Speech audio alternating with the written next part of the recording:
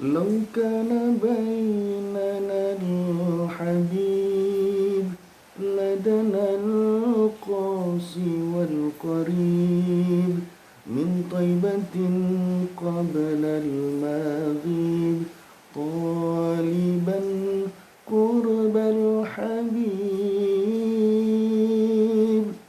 Sallu ala Nabi Muhammad. Pada suatu ketika ada seorang miskin dari desa mendatangi baginda Rasulullah SAW dengan membawa sebuah mangkuk yang penuh dengan anggur. Beliau berniat untuk menghadiahkan kepada baginda Rasulullah SAW dengan anggur yang dibawanya. Pada saat beliau memasuki Masjid Nabawi, berjumpalah dengan baginda Rasulullah SAW, kemudian disediakan anggur itu di hadapan baginda Rasulullah SAW. Maka mulailah memakan baginda Rasulullah SAW satu persatu anggur tadi. Pada saat memakan yang pertama, baginda Rasulullah SAW langsung tersenyum.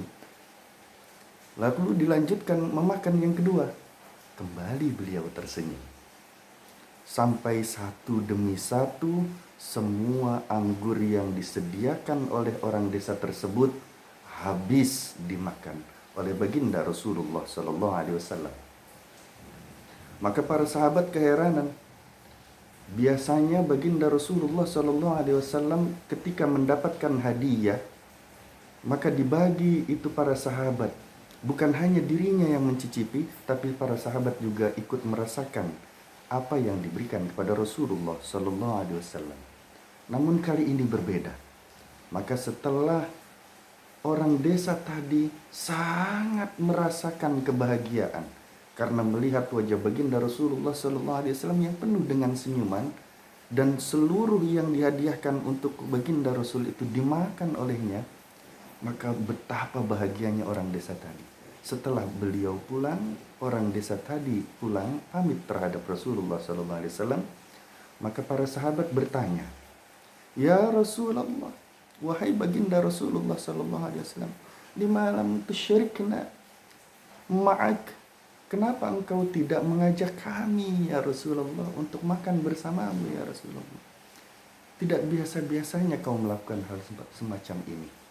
Maka apa jawaban baginda Rasulullah SAW?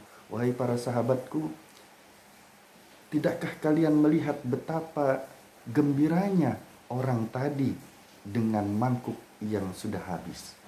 Ketahuilah, ketika aku memakan anggur yang pertama, maka rasanya sangat masam. Yang kedua dan ketiga, maka aku habiskan. Aku khawatir kalau itu anggur kuserahkan kepada kalian, kalian menampakkan wajah yang membuat orang desa tadi menjadi tersinggung hatinya." Inilah yang diajarkan Rasulullah SAW untuk menjaga perasaan antar sesama. Inilah bentuk rahmatnya Rasulullah SAW, di mana kita harus saling menyayangi, menghormati, dan terus-menerus menjadi rahmat.